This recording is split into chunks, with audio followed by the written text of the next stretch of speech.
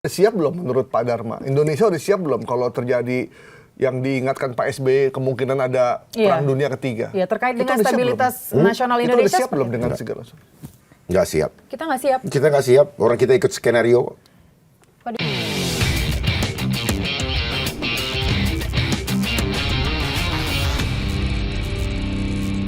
Ada statement Anda terakhir yang mengatakan siaga 7 hari itu ya, akan mati ini listrik dan lain statement sebagainya. yang viral di mana-mana. Bahkan ada satu akun IG yang berikut, kami sudah menyiapkan panic kit. Jika 7 hari mati listrik seperti yang disampaikan oleh Dharma Pongrekun. Terus dia siapin tuh ini. Betul. Apakah ini menurut Anda imbas dari dinamika global yang sedang terjadi, mungkin menuju World War III, atau seperti apa? Apa dampaknya untuk Indonesia? Sebenarnya kan ini bukan hal baru.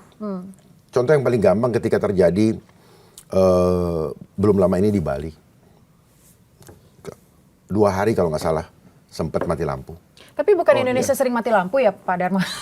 Di Medan sering banget mati lampu. Gini ya, mati itu kan keadaan. Oke. Tidak mungkin mati kalau nggak ada proses menuju kematian kan gitu. Sama juga dalam hidup ini. Menuju kematian persiapkan diri. Susahnya apa? Jangan menjadi panik ya. Nah, jadi Medan mati, Bali mati, pasti ada penyebabnya. 2 hari mati. Makanya perlunya ada mitigasi terhadap krisis. Krisis itu adalah keadaan darurat kan. Jangan panik. Justru yang saya lakukan adalah mengajak kita untuk membangun kesiapsiagaan berbasis kesadaran.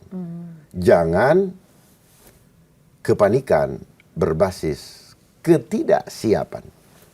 Jadi menunjukkan kalau orang panik berarti tidak siap. Kenapa mereka tidak siap? Karena selama ini seperti kerbau yang dicucu hidungnya masuk dalam perangkap ketergantungan. Ketergantungan adalah kunci mengontrol manusia. Manusia yang dikontrol apanya? Jiwanya. Karena jiwa, tubuh bergerak karena jiwa. Tubuh mengkerut karena jiwanya mengkerut. Jadi saya mengajak untuk memberikan early warning untuk membangun kesiapsiagaan berbasiskan kesadaran. Jadi jangan takut. Justru di situ kita mengevaluasi diri kita. Entah urusan iman kah, ya kan?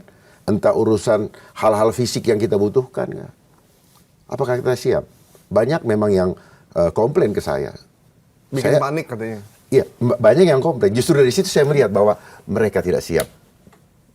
Mereka tidak siap untuk hidup mandiri. Makanya negara kita tidak berdaulat karena kemandirian negara sudah tidak ada. Contoh kecil kemandirian yang Anda maksud itu seperti apa sih misalnya? Bawa botol sendiri. Satu, ini. Nah, ini dikasih contoh nih, ya kan? Ya. Kan demi keamanan saya. Iya. Itu salah. Jadi di kemana-mana selalu bawa botol minum sendiri demi keamanan. Demi keamanan. Oke. Ya. Dan untuk make sure, saya pastikan isinya nyaman buat saya.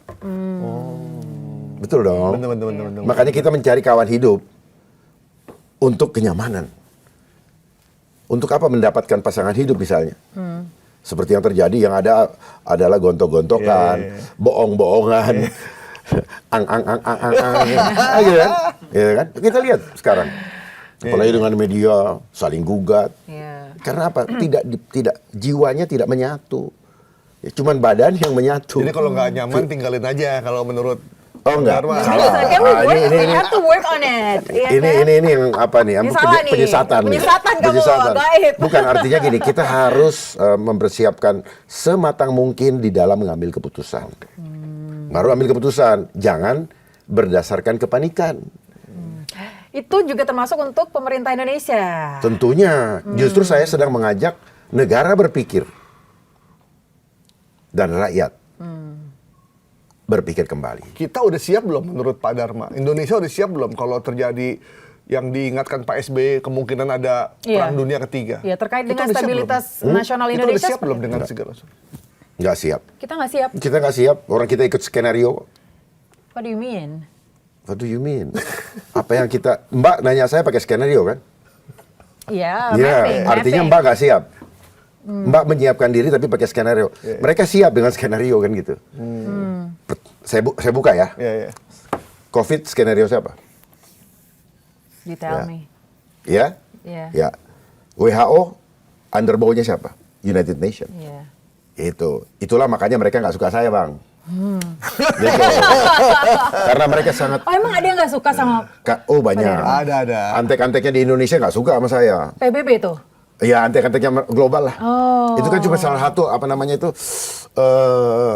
organisasi yang dikendalikan oleh global di belakang, elit global di belakangnya. Makanya dia hanya punya sekjen.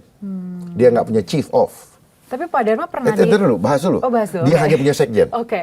Sekjen PBB. Kenapa dia nggak punya chief of? Oke. Paham ya?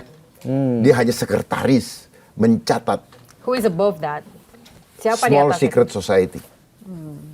Hanya Yang di bawahnya, yang mereka adalah pemilik industri terbesar di dunia. Istilah titik-titik berikut ini. Cuma ada beberapa gelintir orang aja kecil. berarti. Iya, berasal dari 13 bloodline.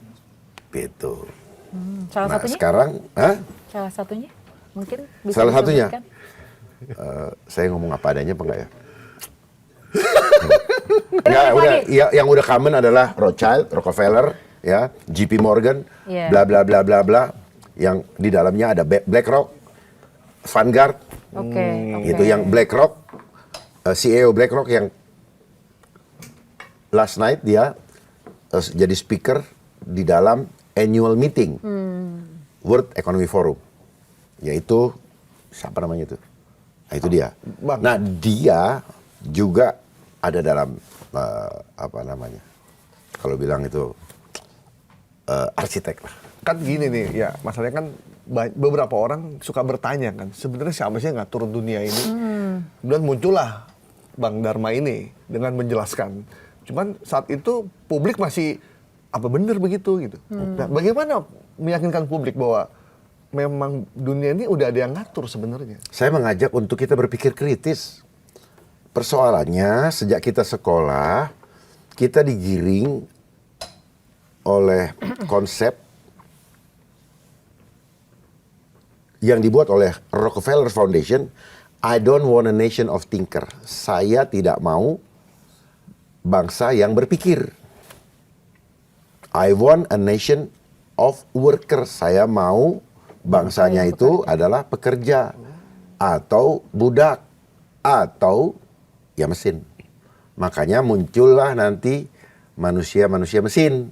Oh, bukannya kerja. Dan akhirnya ketika manusia mesin itu sudah eksis, manusia fitrah, manusia yang seperti Bapak kita ini kehilangan lapangan pekerjaan. Siap-siap nanti kalau presenter diganti sama AI. Siap-siap. Catat omongan saya ketika menjadi salah satu korbannya yang di PHK. Buat pernyataan, janji sama saya, buat pernyataan, saya salah satu korbannya. Saya pengen begitu. Tapi kan Anda berbicara soal jiwa. Presenter itu ada salah satu pekerjaan yang pakai jiwa, yang tidak Justru bisa digantikan jiwa oleh itulah AI. yang dimatikan, Oh, gitu? dipenjarakan oleh sistem. Makanya sistem itu adalah shut down your soul.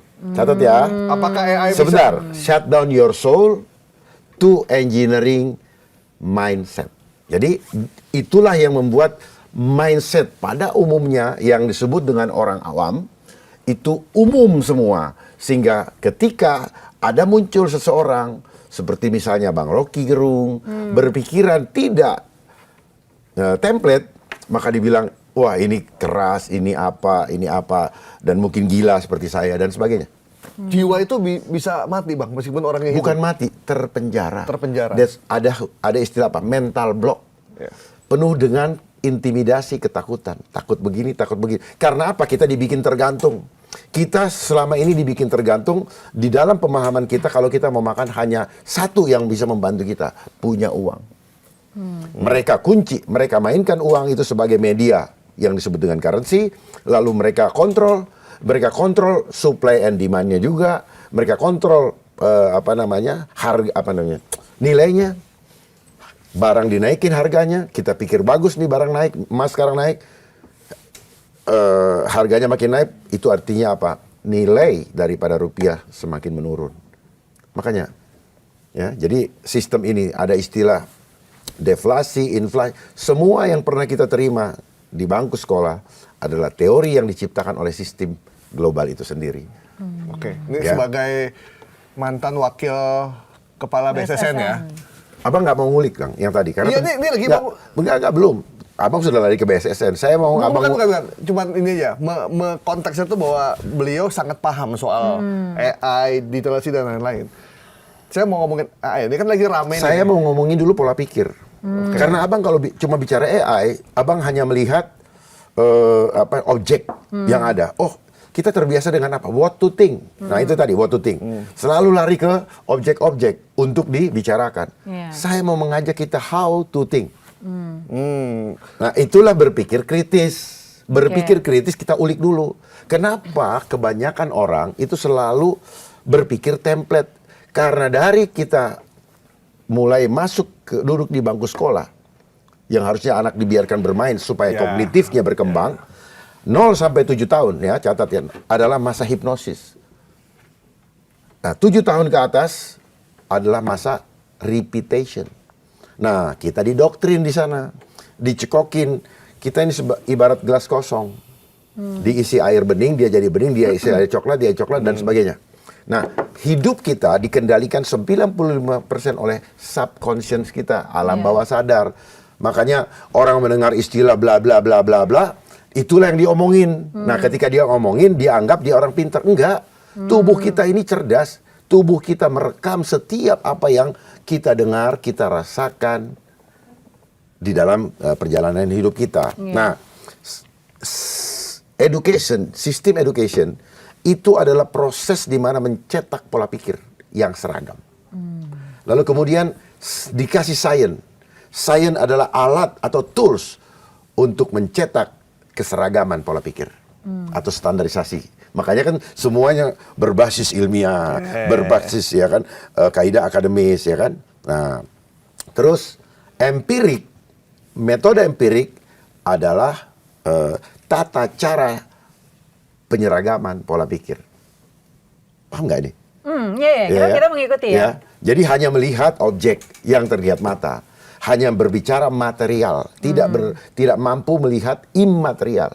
Sehingga itulah manusia digiring menjadi manusia-manusia materialistis. Untuk materialistis kamu ingin memperoleh harus punya uang. Oke, jadi menurut Anda pola pikir yang baik itu seperti apa? Nah, saintis adalah produk daripada sistem edukasi tadi, sistem penyeragaman pola pikir. Sehingga kenapa setiap kali ada masalah suruh serahkan kepada ahlinya, supaya dia yang meliterasi orang-orang yang dianggap bukan bidangnya, sehingga orang-orang yang merasa awam disuruh percaya kepada itu tanpa mengetahui kedalaman daripada itu. Itulah kenapa para saintis digunakan suruh membuat jurnal untuk merasionalisasi rencana-rencana yang tidak rasional yang akan dilaksanakan di setiap negara. Itu yang dimainkan oleh global. Sampai di sini paham? Paham. Apa yang Bapak tanyakan terhubung dengan apa yang saya sampaikan. AI lah, apalah, BSSN, semua konsep global. Jadi tujuan Anda adalah elit global itu ingin menguasai dunia melalui sistem yang Anda tadi jelaskan. Yang membuat ketergantungan. Salah satunya adalah pola pikir. Dimulai dari pola pikir. Berarti sistem pendidikan kita dari sejak dini udah salah berarti, Bang? Itu kan sistem import. Saya tidak mau mengatakan salah. Penggunaan ibarat pisau. Pisau bisa dipakai untuk membantu manusia. Tapi di lain pihak, pisau bisa dipakai untuk apa? Mencelakakan manusia. Tergantung ada di tangan siapa. Sehingga man behind the gun sangat penting. Oke.